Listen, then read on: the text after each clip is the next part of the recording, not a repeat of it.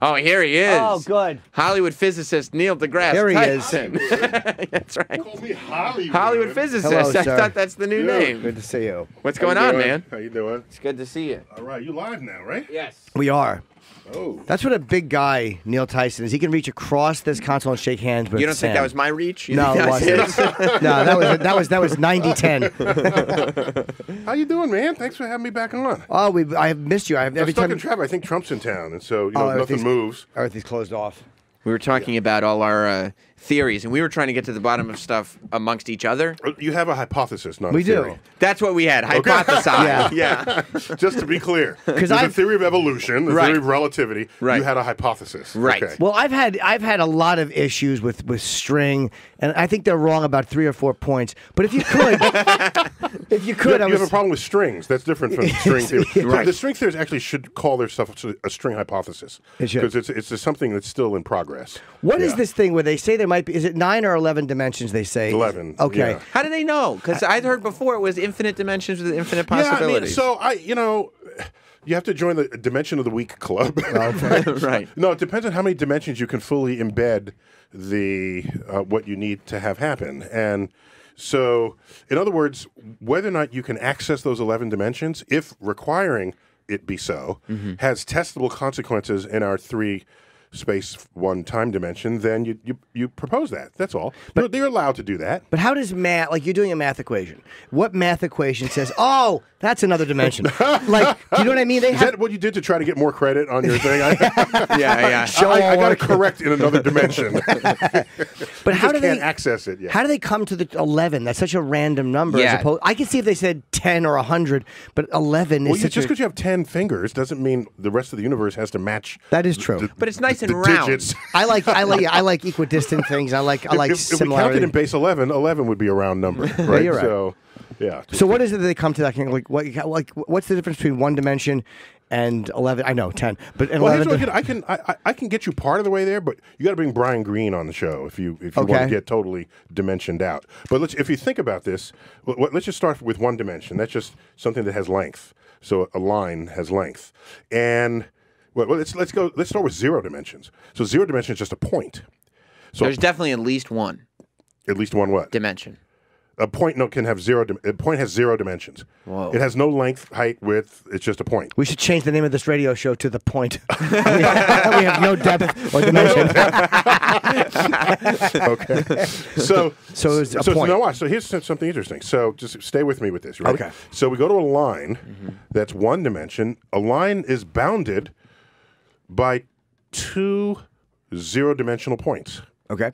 You got me? Yes. It begins at a point, ends at a point. Right. Okay? Right. So 1 dimension is bound by 2. I'm envisioning a string with 2 thumbtacks. Good. And it's holding I it love up it. on a chalk. I love it. Cork board, right? I love it. Yes. Okay. I'm not envisioning that at all. What are you envisioning? Two ankles with a sausage. We all just do what we do. Okay, yeah, some people, yeah, you should get help for that. Okay, so now let's go to 2 dimensions. Right. Let's get a square, okay? Sure. That is a height and a width. Right. Notice that a square is bounded by 4 1-dimensional boundaries, Okay. Right. okay? Right. Which are 4 lines, all right? So we had a 1-dimensional line bound by 2 0-dimensional points. Now we have a 2-dimensional square Length and width. bounded by 4 1-dimensional lines. Or 8 0-dimensional points. Well, and they're also in there. Okay, so now watch. Let's keep going. So now let's go to 3 dimensions. Now we have a cube. Right. So a cube is bounded by 6 2-dimensional sides. Right. Are we together? I'm with you. Yeah, well, I know. Okay, so now where's the what- other 2? He's still thinking about sausages, No, but no, my where's the other string on a 2? cork No, board. by 6 2-dimensional sides. By 6 squares. 2, 3, Oh, 4, by 6 5, squares. Okay, 6. 6 Yeah. squares. Okay. To contain a cube, you use 2-dimensional surfaces to do so. Yeah. And there's 6 of them. Okay. Have you Yes. played dice before? Have you taken them to Vegas? Oh, yeah. Yeah. Dice have 6 sides, and they even count them for you. Okay, no, I got. I didn't know. Watch. So now if we go to 4 dimensions, Right. a 4-dimensional cube, a hypercube, is bounded by 8 3-dimensional cubes on each side. Oh my God. What's a hypercube? How does that Well, look? that's the point. So we don't live and experience 4 dimensions in that way, 4 spatial dimensions. So it's very hard to visualize, but it makes perfect and complete mathematical sense. And your boy just put up hypercubes on the screen there. It's like a cube inside a cube, but that's looking at it two-dimensionally. Yeah, so that image that's up on the screen now, there's a cube on the inside. There's a cube on the outside. Yeah. And the connecting surfaces that connect the bigger cube on the outside to the bigger cube on the inside are distorted to us. But in 4 dimensions, they'd be perfect cubes. And so those are the 6 cubes. Sorry, 8. Those are the 8 cubes that surround the volume of the hypercube. So my point is, you continue this exercise, and in each dimension, the properties of space and time can be deduced based on what you know happens in lower dimensions. And it has other properties, fascinating features. And so when you probe the universe, it's not written in a tablet that says everything must be embedded in the dimensions that we happen to experience. So if you need more to get the task done, then you put in more and see if it helps. What do you think of the new? There's a new spacecraft that they said it can go 1/5 the speed of light, which is going to get to the next Alpha Centauri. Spacecraft is a little generous. It's a little chip the size of a postage stamp, and then it gets accelerated by gigawatt lasers. I want them to precisely tune the lasers to be gigawatt. To be 1.21 gigawatts. Just to be precise with Back to the Future. But I like that. Is that not real thing? Gigawatts? no, giga is billion Okay. watts. Oh yeah. Did I get that right? Billion, gigawatts or billion watts. So how are they Like a launch? gigabyte. How do you get that up to gigabyte, speed? yeah, Right. Gig is not an unfamiliar prefix. Okay. And so just remind yourself of that. And once we sort of exhaust those, there are plenty of prefixes left to tap. So you refer to terabytes. You now buy terabyte drives. Sure. And then they go all the way up to exabyte. I mean, there's plenty of bytes. Plenty of metric prefixes available. We're very well equipped. So will this thing? They launch it. So what they do is you launch these. You're not going to put that. So the idea. This is called Project Starshot, and it was announced last year. So what you do is you have all of these little chips. Each chip has a camera. It can tell you where it is. It can collect data, and so because it's all miniaturized onto this chip the size of a postage stamp. Each one of these gets launched in a rocket out into space. Okay, but that's not enough speed for them to go anywhere. What they do is they embed the chip in a 2-meter wide light sail. It's very light material, and it's just sitting there. It's a sail, and then you take your lasers from Earth. Find this thing in space, beam it at your chip, at your sail, and then you do it for 10 minutes. You can accelerate it to 20% the speed of light. And then you do one after. So you put a bunch of them in space, and you hit them one after another. And now you can send them wherever you want, but why not send it to the closest planet, the recently discovered Proxima b? What's Proxima b? Proxima b. That's a planet in orbit around the closest star to the sun. And that planet is an Earth-like planet. In orbit around that star. That's not in our universe. Sure it is. It's a nearest star to the sun. So yeah, it's in our Isn't universe. it Very much. Not in our solar system. Not in though. our solar system. Right. Yeah. Right. What's it? Universe big, solar system smaller. Is that like 4.2 Yes. light years or something? Yeah, very good. We don't be showing off here. Oh, it's 4.2. I wasn't sure if 4.2 was the one I Okay, remembered. it is the one you're thinking of. What you're thinking of is the Alpha Centauri system, which is not a lone star. It's got several stars, one of those groupings is the one that happens to be closest to the sun. We call that Proxima for obvious reasons. And if the nearest star to the sun has an Earth-like planet, this bodes very well for the search for life. So they're going to. I didn't realize they were sending out more than one. Yeah, I thought it was just they were one. thinking of thousands just because they might, these are really sensitive to interstellar dust and particles, and you don't expect all of them to get through. So they might have overestimated the danger, and they might send up fewer. But there's the matter of the gigawatt laser punching through the atmosphere. You don't want any planes flying over Right. when that happens. And by the way, 20% the speed of light. These are 4 light years away.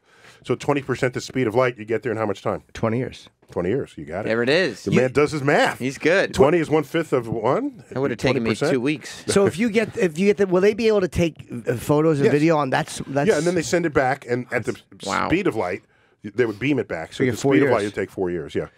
And what a weird communication that would be to take 4 years to communicate with. Yeah, in fact, any communication with alien in another galaxy, in another civilization, in another star system, you cannot expect to have sort of witty repartee. Right. It's like, how you doing? Then you wait for the signal to get there. And I'm fine. Did you see? How do you feel? Yeah. Each packet, each episode of communication needs to be. You want to get enough info in there so you can justify the wait for the answers that return. Speaking of communication, did you see Arrival? You are the 1,000,000,000th person to ask me if I've seen it. I told him not to ask. Well, no, that's right. That's a bad question. So no. So I was so asked that question that I said I gotta do it. Right. So I went and saw Arrival. And 10 days ago, and I was going to tweet about it. I was going to tweet. Do you want to be the first to hear my comments? I would love about to. Arrival? You want to be like the first? Yes. I want to hear so about it's a fascinating film. Yeah. That if you haven't seen it, it's aliens visit, and they have several spaceships that park basically in different locations around the Earth, and it's not obvious why they came or are they hostile. And of course, one lands in America, and America we shoot and then ask questions if you survive the bullet. So we're very suspicious of them, and I think the most suspicious countries are the ones who we know. They're the ones who we know other countries should be suspicious of us if we showed up on their doorstep. Right. I think it's a little bit, there's a mirror held up to us in that regard. But anyhow, so the military's out in full force, wondering do they have hostile intent or not. And they send a linguist and a theoretical physicist to investigate this new life form. And I'm not giving much away here to say that. By the way, if you have theories on this thing, you can give away the whole movie. I don't care. A feature of the film and the aliens' way of doing business is that time is circular to the alien. It's not linear. To us, time is linear. An event happens before another event. You don't go back to it. You keep moving into the future. We are forever prisoners, locked in the present, transitioning between our past and our future. So in Arrival, however, the aliens there, not only is their time circular, but so is their means of communication and their means of expression. So it's interesting to see what we have to do to wrap ourselves into a circular thinking in order to even have a conversation with them. So and now this is because it's an interesting exploration. It is. Yeah. It's. Is there actual science to it though? There's some time travel in it, only because if your time is circular, you come back to where you started, and they have to address this in some way. Yeah. So, and I think any sci-fi movie that thinks hard about putting time in it is good. Is the science real? Is what I'm asking. You know, the alien's real? I know, he's just very childlike. So, just to be clear, when I tweeted about films in the past, I think I'm deeply misunderstood when I tweet. I think people see me as some buzzkill. Don't ever invite him to sit next to you. And you shouldn't invite to movies people who read the book first. Right. Just have them stay the fuck home, okay? Because they're going to complain no matter what. I mean, how many movies are better than the book? Hardly any. So I don't need you next to me telling me what was better. The Shining was better than the book. A couple, and Gone with the Wind arguably was a really good movie. Even though the book itself was great. There are a couple of others like that, like Rebecca was an excellent film and a first-rate book. But those are exceptions, as we know. Wizard of Oz probably came out better than the book. Godfather. Sure. So, but that's we're hand-picking them from the thousands of movies, tens of thousands of movies that are out there. So when I comment on a film, my goal, whether or not I achieve this, my goal is to connect you a little more deeply to the science that it got right and to think about the science it might have gotten wrong. And I'm not nitpicking. There are things that you got to invent just to tell the story. I give it to you. All right? But if you invent something to tell the story and you could have gotten real science to tell a better story, I'm going to be all up in your case. You should. And I also think that people because we don't know science, right? We don't know the science behind it, so people tend to just trust whatever's in the movie as legit science. What I want to do is hold the directors and producers accountable to getting the science right, if they can, before they take their leap of storytelling. Right. And I don't think I'm asking very much. If you watched a period film from the 50s and there was a car parked on the street from 1962 and you were a car expert, you'd have right to cry foul. Something. You'd say something, and people would be proud of you for noticing it. Now, with the aliens, we have a guy on our, he's a big conspiracy guy. He thinks there's been like thousands of alien abductions. And what does he base it on? I would love to ask him. If we get Troy in here, I would like him to ask you because we are genuinely curious. Do you think that there's been alien abductions? I have not seen convincing evidence. He said based on the reports that people have given that they've been abducted. Based on eyewitness testimony. Yes. Troy, do you want to ask Mr. Which, of Tyson? course, though eyewitness testimony be high in the court of law, it is the lowest form of evidence in the court of science. Oh. If you go to a scientific conference and say this is true because I saw it, it's like they'll just laugh you out of the room. Right. It's like come back when you have a reliable and verifiable means of recording that information. Hey, how you doing? Nice to meet you. Troy. All right. Yes. But at this moment, if you were to be asked, you would say you're not saying that alien abductions couldn't happen or have happened, but you have no evidence. I'll just say the evidence that has been put forth as evidence is not convincing to a skeptic.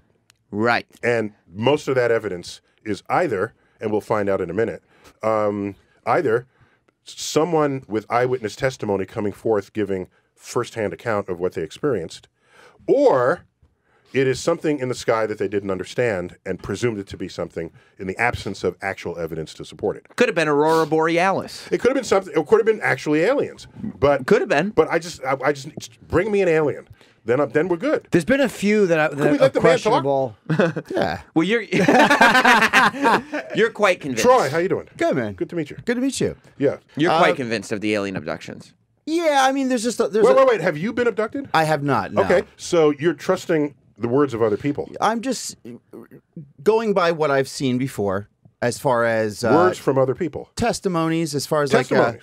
Like, yeah. 3 girls in Zimbabwe who are 5 years old, and they came running up. They're out playing in a field. They came running up to the house.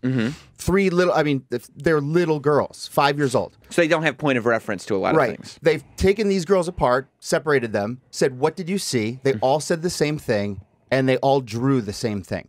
So when you see something like that, it's kind of hard to be like, you know what? Those girls just made that up. That's not real. Okay, so now we might have 1 billion people in the world today who carry with them a camera and a video and a video camera, and it's called a smartphone. So in the era of the smartphone, where everyone can record unambiguously what is in front of them, we don't have some increase in the number of reports of abductions or anything else. That number, we have pictures of extremely rare things now, like buses getting flipped into the air from tornadoes. There was a day when you would say, "Hey, that's interesting. Let me go home and get my box camera to photograph that." So we knew things happened, but we never photographed them. We have such capacity to record today, and I don't see any better evidence than ever has been put forth. So we can say the girls saw something. We don't know what it is. That's not enough evidence to convince a skeptic that they were actually visited by aliens. Well, and that's what you're saying is not necessarily true, because there is a lot of evidence of recorded, documented, unexplainable things in the sky. Wait a minute. Just because you can't explain it doesn't mean it's a visiting alien from outer space. I'm not saying there isn't unexplained things in the sky. That happens all the time, especially to people who don't really know and understand sky phenomenon, especially to them. But by and large, you can encounter something in the sky that you can't explain. Happens all the time. How do you about airlines? By admitting you can't explain it, you have removed yourself from further conversation about it. You cannot say, "I don't know what that is, therefore it must be a visiting alien from outer space."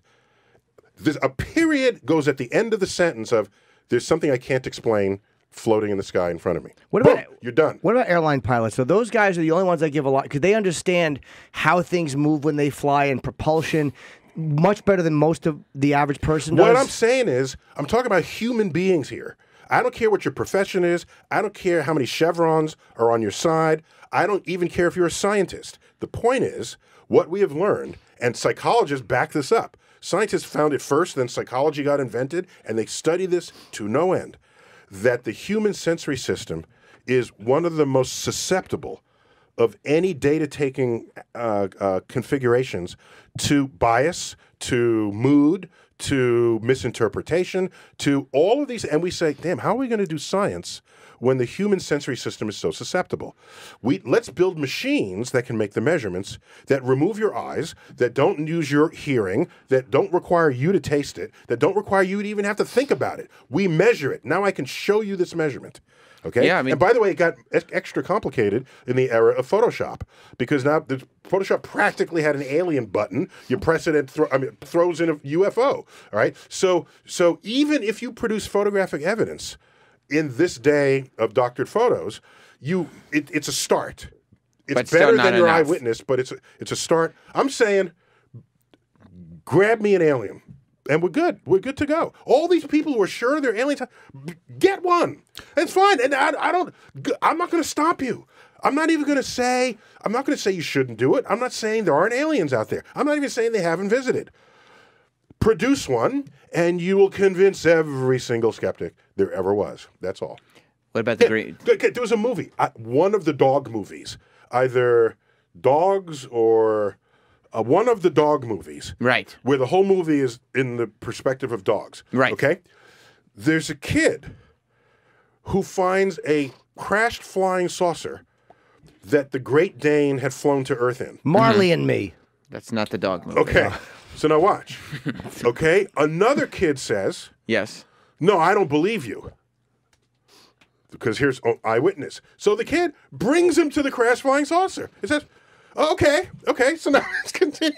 It was great. It was very simple. That's science. It was, yes. That is science. I mean, over Christmas, if anybody was online, half the internet was convinced that Sinbad starred in a genie movie called Shazam.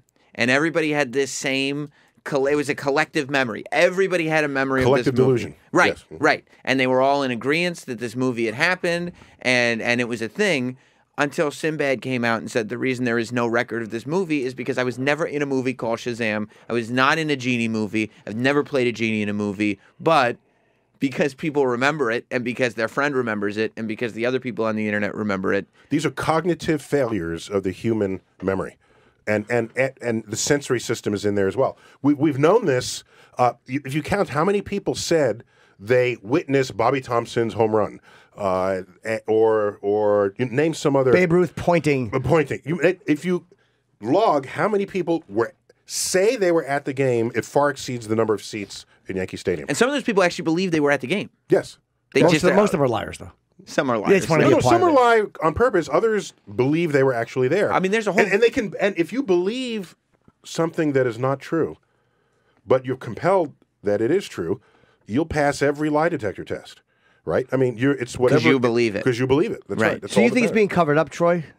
Yeah. Well, right. So we haven't gotten to the conspiracy part yet. So, what all conspiracy theorists have in common, everyone I've met and spoken with, is there's a point where the data either don't agree with what they already want to be true, or there's just an absence of data. And so when they get to that point, they invoke the conspiracy. And it's more often where the data don't agree with what they want to be true, that they'll say, oh, it's being covered up or withheld or purposefully masked, so that they make you think something else instead of the actual truth. So there's always some gapping going on in the data. Mm-hmm. And the gapping in every case is the assertion that there's some powerful secret agency that is covering it up. And I'm charmed that many people think it's the U.S. government. That is assigning a level of competence to the U.S. government far beyond anyone who's actually worked for the government will report to you about. Do you think that's true, or you think the government's up to some shit? Yeah, I think they're up to some shit. Yeah. Yeah. So well, wait. Don't get me wrong. The government's always up to something. The government's always trying to keep a secret. The question is whether they will succeed in keeping the secret of stockpiling it. Look how much we knew about President Clinton's genitalia. If there was ever a state secret, it would have been what he does with his, where he puts it. All right. But there it was on TV. How do you respond to that, the competency angle? Well, first of all, I think that, you said with conspiracy theorists, they believe one thing. I think non-conspiracy theorists do the exact same thing in the other direction, where they're so far convinced that they won't ever go, oh, you know what, that's actually interesting. As far as like Roswell goes, the crash in Roswell, the day after it happened, the Army issued a press release saying that there has been a UFO that crashed in Roswell. We have recovered bodies. Then all of a sudden the next day, it's a weather balloon. And it's like, how would you mix those two up? So it's multiple things like that. And you're right. There are no alien bodies. We don't see them, but there are things like somebody in the restaurant. Do you think they have alien bodies probably in Roswell? I mean, I would. Did you see Alien Autopsy? Oh, that was terrific. No, that was fake. No, right? it wasn't. Are you talking about the documentary where they went through and they supposedly had a fake alien body, and they debunked that? Yeah. Do you think that it's possible that some of the one reason why? By the way, the phone on the wall had a coiled handset, which came out 10 years later than what they said. Isn't it amazing how they blew it's hard to that fake. one little thing? Yeah. Do you think that there is a possibility that some of the scientists and their data actually have incorrect data because of what the government does? Yeah, but there's just so many things, though, that point to the direction that there would be aliens, that it's so hard to discredit everything and be Carl Sagan didn't believe it's it easy to discredit everything. I mean, all these people are crazy. The thousands and thousands I didn't of say people. anybody's crazy. We're all humans. And we're all susceptible. A lot are, though. And so I never used the word crazy. I never said that. All I'm saying is what you're presenting and what you think is legitimate evidence simply isn't scientifically. Okay, and I'm not using different rules to apply to you than I would to any of my colleagues saying anything else about much less interesting things in the universe. So what about these people that claim to be abducted that have had certain things implanted in their body that are not found on Earth? Crazy liars? That's Nutcases? No. There's nothing in their body that no one is able to identify. Yeah, that's not true. They found stuff. They found implants that were from meteorites. What we should do They found a meteorite implant what I'm on saying somebody? All I'm saying is give me the aliens. Until you can do that, we have nothing to talk about. Where'd they get the meteorite? That's all I'm saying. Meteorites are all over the Earth. Oh. Well, what okay? evidence found were on they found Earth? in a body of meteorite evidence? You're saying they found... What I'm saying is, I have set the bar for you. Until that bar is crossed, we actually don't have much to talk about. And I'm not going to stop you from capturing the aliens. Go right ahead. Do it. You don't have those kind of tools. My sense of it is, if an alien has the power to cross the galaxy and show up at Earth, it's not going to show up to a farmer in the backyard that has to then tell us what the farmer saw, or to 5-year-old children. That'll be a major thing that will go unmistakably down in history as an alien visitation. That is my sense of it. But I produce the alien and we're good. Then all of you will be vindicated. Don't you want that to happen? All of you, the crazies. Yeah. All of you. Yeah. Don't you want to be vindicated? The locos. Until that happens, don't expect scientific skeptics to jump on your bandwagon. Just don't expect that. And I've told you why. Tell them about the thing with the similarities. Oh, they say that... Who's they? People that have been doing the research. The folks. Well, scientists are people too. So That's right. And We're all kids are people aren't we? too. If Okay. you remember Bob McAllister, all kidding aside. Good point, Sam. Thanks, I'm glad Sam. you brought that up. Yeah. So the Good addition. people, doctors, scientists, whatever you want to call them, that have documented the alien abductions. People, scientists, whatever you want to call Hey, them. whatever title you want to throw on there. I'm with you. Regardless. The alien abductions, as reported, Dorks. are personal eyewitness testimonies of events that happened to themselves. Sure. Okay, let's be clear. Okay, But tell me about I'm okay. distinguishing the quality of your data. All right, to say these alien abductions that happened. No, these are alien abductions that people say happened. Okay, just That's be fair. clear. That's fair. We, as a Qualify. scientist, we distinguish the sources of information. Otherwise, it's a jumble of he said, she said, and so. So you mean the alien abductions that people say they have experienced? Continue. Yes. Then the people that have the doctors that have been documenting them. Yes. There are certain people that speak with people that claim to be abducted. And there are thousands and thousands and thousands of abductions, and they have research on what they have done to them, and a lot of the people that have been abducted have the same blood type. They're like 49% of the people. So for that to be claimed to be and the eyes and eye colors, most of them have green eyes. Oh, so maybe they're specifically looking for green eyes, type whatever. So I mean, is that enough evidence to say there's aliens? No, but that's definitely something that's like, oh, that's a little odd. That's a little weird. So keep at it. Go ahead. I won't stop. I think he knows. I think he knows the truth. I'm not authorized to divulge. Do you think if you had to guess, Troy, if you had to guess, because he's talking science, because I mean, Neil deGrasse Tyson is a public figure of science. Sure. But if you think you were having drinks with him and just saying like, let's off the record, where like people, because it would be major news if he came on this radio show and said he knew about aliens. Yeah, but Huge. off the record, if I'm you were not just authorized talking, to comment on it. I think you were just talking to Neil deGrasse Tyson. He's got the inside scoop. He knows what's going on. He does. He plays it down for the radio because you have to. You know where he's going to reveal it, by the way? He's promoting Star Talk Mondays, 11 o'clock on Nat Geo. And I will have a public announcement only on then. Yes.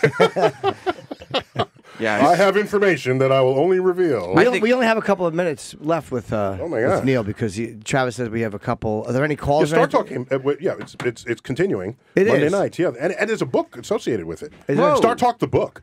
Very cool. We should have sent you one. I would love It's one. really fun. Every page, you open it up. It's some burning question you probably had about the universe that we had discussed Troy's on the got show. questions. And yeah, because you're a good question guy. Thank you. I mean, incessant. Yeah. Curiosity. Yeah, I could literally just I want to take a Winnebago trip with you. That's my goal. I was just sitting in the back But do talking. I want to take that same trip with you? You That's the certainly question.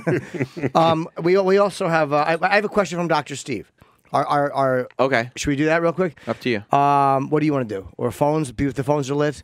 Yeah, phones are lit, but you can go to Dr. Steve. What did New Horizons tell us about Pluto that we didn't know already? That Pluto was a much more interesting world than the low-resolution images had ever given us, on a level where I think we have to admit that it had active geology going on, which would make it a much more interesting kind of object than just a passive rock out there, frozen rock, whose surface features are just whatever happened to hit it, craters and other things. So there's quite a few years of research and discovery awaiting just the data that was sent back by the New Horizons. By the way, just a few weeks ago, it was announced what its next target will be out in the Kuiper Belt, and I forgot its phone number, but there's a targeted next object for the New Horizons mission, which was always part of the master plan for it, but it wasn't confirmed until recently. So the craft is still alive, and it's still being our scientific eyes in the outer solar system. How far away is Voyager? Voyager, yeah. So Voyager 1 basically crossed over. It crossed to out. interstellar space. Yeah, right? it's now the sun's influence on it is no different from the collective influence of other stars in the galaxy. So by that measure, we can count it as having joined the ranks of interstellar spacecraft, which is for our engineers is a category of 1. All right. But anybody else who's done it, they're all out there in a jamboree for sure. Do we get communication back from it at all, or no? I think I haven't verified this, but I think we've shut off the communication channels. I thought they figured out a way to save the little bit of energy. There was a teeny bit of remaining energy, and they had this. Well, the judgment is it costs money to keep any spacecraft going, and once you crossed out of the solar system, you can ask, what is there interesting data that it's still going to give us once it's made that transition? And the answer is not really. So you use the money and you apply it to another spacecraft that's asking different questions. Yeah. All right, we have time for like one phone call. Oh, okay. You have to put your headphones. Oh, sure, on. I can do that. Yeah, so I guess we'll go to Chip in New York. Hey, am I on the radio? Yeah. Hi, Dr. Tyson. This is Chipper. Hey, Chipper. You know, when I was a little kid, my mother always said, Chipper, you should be an astronaut because when you go to school, you take up space. Where's the rim shot for that one? Yeah. He's gone. He just wanted Okay. He just wanted to. That was a wasted call. Yeah. All right, let's go to one more call because that added nothing to our conversation whatsoever. We'll go to Joe in Milwaukee. Hello, Joe. Yeah, Joe. Hopefully he'll be better than Chip. What's up, Joe? What's that? I don't believe that time travel will ever be invented because of the simple fact that somebody from the future, when it will be invented, would have already came back to either this time or an earlier time and proven it. Maybe they already have, and they're named Albert Einstein and Isaac Newton.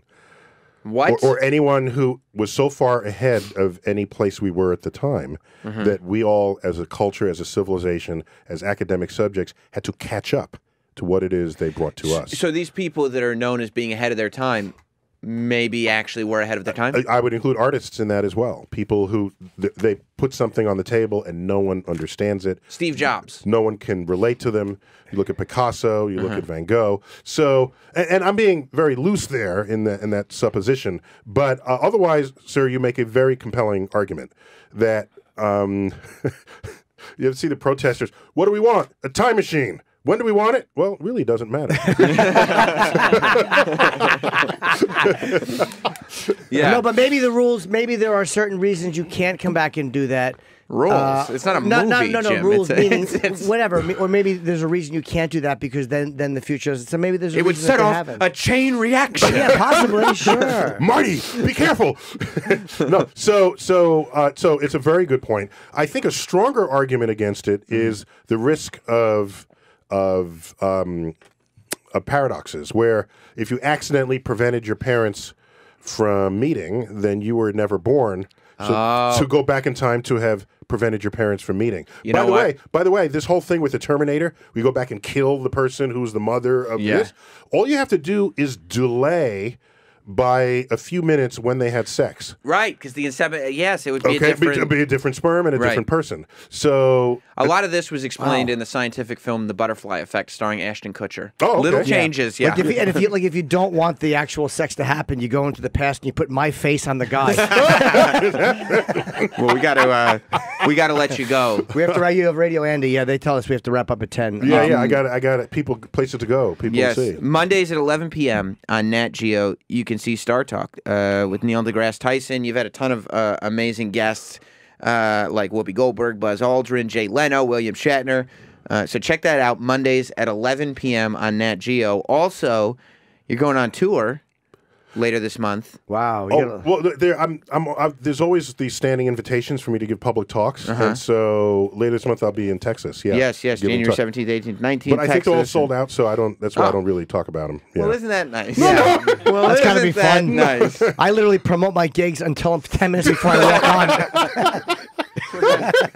Well, then, if you want to see Neil deGrasse Tyson and you don't have tickets to see him, you better tune into Nat Geo and watch him on Monday nights. Yeah. Maybe there's some tickets. I don't know, but just generally, I don't tell the world when I'm someplace local. My Twitter stream would be overrun. So yeah, and plus, let's be honest, you really don't have a problem selling tickets. So well, no, I mean, I'm enchanted by the appetite that the public has shown for science. Yeah, and yes, I have this following, but that's not the best measure of it. Just look at hit movies and TV shows where science is a fundamental element of the storytelling. That's right.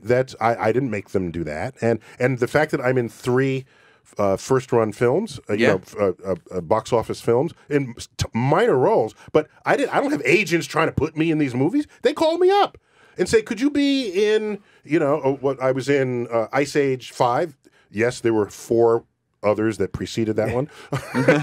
I was a character in Ice Age, a briefly appearing character. They came to me. So that means they're thinking about science, and they want some scientific authenticity in the artist's palette. So I think this is a phase shift, the tide shift in the reaction that the public has to what role science they want and need to play in their lives. Excellent. And in closing, I always say it when you're here, but I really do think that we will, the whole speed of light being the fastest you can go, I don't buy it. It's a mistake. All right, we'll go to break. That's your hypothesis. It certainly is. So there's definitely at least one. At least one what? Dimension. A point can have 0. A point has 0 dimensions. Whoa. It has no length, height, width. It's just a point. We should change the name of this radio show to The Point. we have no depth or dimension. Okay. So it's a point. Now watch. So here's something interesting. So just stay with me with this. Right? Okay. So we go to a line that's 1 dimension. A line is bounded by 2 0-dimensional points. Okay. You got me? Yes. It begins at a point, ends at a point. Right. Okay? Right. So one dimension is bound by two. I'm envisioning a string with two thumbtacks. Good. And it's holding it up on a chalk I love it. corkboard, right? I love it. Yes. Okay. I'm not envisioning that at all. What are you envisioning? Two ankles with a sausage. We all just do what we do. Okay, yeah, some people, yeah. You should get help for that. Okay, so now let's go to 2 dimensions. Right. Let's get a square, okay? Sure. That is a height and a width. Right. Notice that a square is bounded by 4 one-dimensional boundaries. Okay. Right. Okay? Right. Which are 4 lines, all right? Mm-hmm. So we had a one-dimensional line bound by 2 zero-dimensional points. Now we have a 2-dimensional square Length and width. bounded by 4 one-dimensional lines. Or 8 zero-dimensional points. Well, and they're also in there. Okay, so now watch. Let's keep going. So now let's go to 3 dimensions. Now we have a cube. Right. So a cube is bounded by 6 two-dimensional sides. Right. Are we together? I'm with you. Yeah, well, I know. Okay, so now where's wait, the wait. other 2? He's still thinking about sausages, No, but no, my where's the other string on a 2? corkboard. By 6 two-dimensional sides. By 6 squares. 1, 2, 3, no, 4, by 6 5, squares. Okay, 6. 6 Yeah. squares. Okay. To contain a cube, you use two-dimensional surfaces to do so. Yeah. And there's 6 of them. Okay. Have you Yes. played dice before? Have you take them to Vegas? Oh, yeah. Yeah. Dice have 6 sides, and they even count them for you. Okay, no, I got. I didn't know. Watch. So now if we go to 4 dimensions, Right. a 4-dimensional cube, a hypercube, is bounded by 8 3-dimensional cubes on each side. Oh, my God. What's a hypercube? How does that Well, look? that's the point. So we don't live and experience 4 dimensions in that way, 4 spatial dimensions. So it's very hard to visualize, but it makes perfect and complete mathematical sense. And your boy just put up hypercubes on the screen there. It's like a cube inside a cube, but that's looking at it 2-dimensionally. Yeah, so that image that's up on the screen now, there's a cube on the inside. There's a cube on the outside. Yeah. And the connecting surfaces that connect the bigger cube on the outside to the bigger cube on the inside are distorted to us. But in 4 dimensions, they'd be perfect cubes. And so those are the 6 cubes. Sorry, 8. Those are the 8 cubes that surround the volume of the hypercube. So my point is, you continue this exercise, and in each dimension, the properties of space and time can be deduced based on what you know happens in lower dimensions. And it has other properties, fascinating features. And so when you probe the universe, it's not written in a tablet that says everything must be embedded in the dimensions that we happen to experience. So if you need more to get the task done, then you put in more and see if it helps. What do you think of the new? There's a new spacecraft that they said can go 1/5 the speed of light, which is going to get to the next Alpha Centauri. Spacecraft is a little generous. It's a little chip the size of a postage stamp, and then it gets accelerated by gigawatt lasers. I want them to precisely tune the lasers to be Gigawatt? to be 1.21 gigawatts, just to be precise with Back to the Future. But, I like that. Is that not real thing? Gigawatts? no, giga is billion Okay. watts. Oh yeah. Did I get that right? Billion, gigawatts or billion watts. So how are they Like a launch? gigabyte. How do you get that up to Gigabyte, speed? yeah, Right. giga, Oh, right. Giga is not an unfamiliar prefix. Okay. And so just remind yourself of that. And once we sort of exhaust those, there are plenty of prefixes left to tap. So you refer to terabytes, you now buy terabyte drives. Sure. And then they go all the way up to exabyte. I mean, there's plenty of bytes, plenty of metric prefixes available. We're very well equipped. So will this thing? They launch it. So what they do is you launch these. You're not going to put that. So the idea. This is called Project Starshot, and it was announced last year. So what you do is you have all of these little chips. Communicate with. Yeah, this. in fact, any communication with alien in another galaxy, in another civilization, in another star system, you cannot expect to have sort of witty repartee. Right. It's like, how you doing? Then you wait for the signal to get there. And I'm fine. Did you see? How do you feel? Yeah. Each packet, each episode of communication needs to be you want to get enough info in there so you can justify the wait for the answers that return. Speaking of communication, did you see Arrival? You know, you are the 1,000,000,000th person to ask me if I've seen it. I told him not to ask. Well, no, that's That's a bad question. So no. So I was so asked that question that I said I gotta do it. Right. So I went and saw Arrival. And what did you, 10 days ago, and I was going to tweet about it. I was going to tweet it. You want to be the first to hear my comments? I would love about to. Arrival? You want to be like the first? I want to hear So about it's a Arrival. fascinating film. Yeah. That if you haven't seen it, it's aliens visit, and they have several spaceships that park basically in different locations around the Earth, and it's not obvious why they came or are they hostile. And of course, one lands in America. And in America, we shoot and then ask questions if you survive the bullet. So we're very suspicious of them. And I think the most suspicious countries are the ones who we know. They're the ones who we know other countries should be suspicious of us if we showed up on their doorstep. Right. I think it's a little bit, there's a mirror held up to us in that regard. But anyhow, so the military's out in full force, wondering do they have hostile intent or not. And they send a linguist and a theoretical physicist to investigate this new life form. And I'm not giving much away here to say that. By the way, if you have theories on this thing, you can give away the whole movie. I don't care. A feature of the film and the aliens' way of doing business is that time is circular to the alien. It's not linear. To us, time is linear.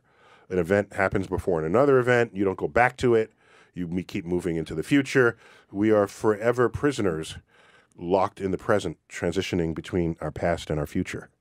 So in Arrival, however, the aliens there, not only is their time circular, but so is their means of communication and their means of each ship has a camera. It can tell you where it is. It can collect data, and so because it's all miniaturized onto this chip the size of a postage stamp. Each one of these gets launched in a rocket out into space. Okay, but that's not enough speed for them to go anywhere. What they do is they embed the chip in a 2-meter wide sail, light sail. It's very light material. And it's just sitting there. It's a sail. And then you take your lasers from Earth, find this thing in space, beam it at your chip, at your sail, and then you do it for 10 minutes. You can accelerate it to 20% the speed of light. And then you do one after. So you put a bunch of them in space, and you hit them one after another. And now you can send them wherever you want, but why not send it to the closest planet, the recently discovered Proxima b? What's Proxima b? Proxima b. That's a planet in orbit around the closest star to the sun, and that planet is an Earth-like planet in orbit around that star. That's not in our universe. Sure it is. It's a nearest star to the sun. So yeah, it's in our Isn't universe. it Very much. Not in our solar system. Not in though. our solar system. Right. Yeah.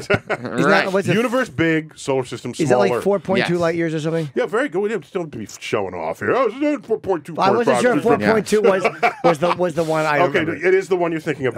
What you're thinking of is the Alpha Centauri system, which is not a lone star. It's got several stars, one of which, one of those groupings is the one that happens to be closest to the sun. We call that Proxima for obvious reasons. And if the nearest star to the sun has an Earth-like planet, this bodes very well for the search for life. So they're going to. I didn't realize they were sending out more than one. Yeah, I thought it was just they were one. thinking of thousands just because they might, these are really sensitive to interstellar dust and particles, and you don't expect all of them to get through. So they might have overestimated the danger, and they might send up fewer. But there's the matter of the gigawatt laser punching through the atmosphere. You don't want any planes flying over Right. when that happens. And by the way, 20% the speed of light. These are 4 light years away. So 20% the speed of light, you get there in how much time? 20 years. 20 years. You got it. There it is. The man does his math. He's good. 20 is 1/5 of one. That would have taken me 20%. 2 weeks. So if you get will they be able to take photos and Yes. video on that's Yeah, and then they send it back, and at the Wow. speed of light, they would beam it back. So you the get 4 speed of years. light would take 4 years. Yeah. and what a weird communication that would be to take 4 years to. Oh, here he is. Oh, good. Hollywood physicist Neil deGrasse There he is. Tyson. That's right. Call me Hollywood. Hollywood physicist. Hello, I sir. thought that's the new name. Good to see you. What's going on, man? How you doing? It's good to see you. All right, you live now, right? Yes. We are. Oh. That's what a big guy Neil Tyson is. He can reach across this console and shake hands with You don't Sam. think that was my reach? You No, think it wasn't. No, that was 90-10. How you doing, man? Thanks for having me back on. Oh, I have missed you. I'm stuck in traffic. I think Trump's in town, and so nothing moves. Everything's closed off. We were talking about all our theories, and we were trying to get to the bottom of stuff amongst each other. You have a hypothesis, not We a theory. do. That's what we had, hypothesized. Yeah. Just to be clear, there's a theory of evolution, a theory of relativity. Right. You had a hypothesis. Right. Okay. Well, I've had a lot of issues with string, and I think they're wrong about 3 or 4 points. But if you could, You have a problem with strings. That's different from string theory. Right. The string theories actually should call their stuff a string hypothesis It should. because it's something that's still in progress. What is this thing where they say there might be? Is it 9 or 11 dimensions? They say 11. Okay. Yeah. How do they know? Because I'd heard before it was infinite dimensions with infinite possibilities. Yeah, I mean, you have to join the Dimension of the Week club. Right. No, it depends on how many dimensions you can fully embed what you need to have happen. And so, in other words, whether or not you can access those 11 dimensions, if requiring it be so, has testable consequences in our 3 space 1 time dimension, then you propose that. That's all. But they're allowed to do that. But how does math, like you're doing a math equation, what math equation says, oh, that's another dimension? Like, you know what I mean? Is that what you did to try to get more credit on your thing? Yeah. I got to correct in another dimension. But how do can't they access it yet? How do they come to the 11? That's such a random number. Yeah. As opposed, I can see if they said 10 or 100, but 11 is Just because you have 10 fingers doesn't mean the rest of the universe has to match. That is true. But it's nice and the round. digits. I like equidistant things. I like If we similarity. counted in base 11, 11 would be a round number, right? you're right. So, yeah. So what is it that they come to that? What's the difference between 1 dimension and 11? I know 10, but and Well, 11. here's what I can get you part of the way there, but you got to bring Brian Greene on the show if you want to get totally dimensioned out. But if you think about this, let's just start with 1 dimension. That's just something that has length. So a line has length, and let's start with 0 dimensions. So 0 dimension is just a point.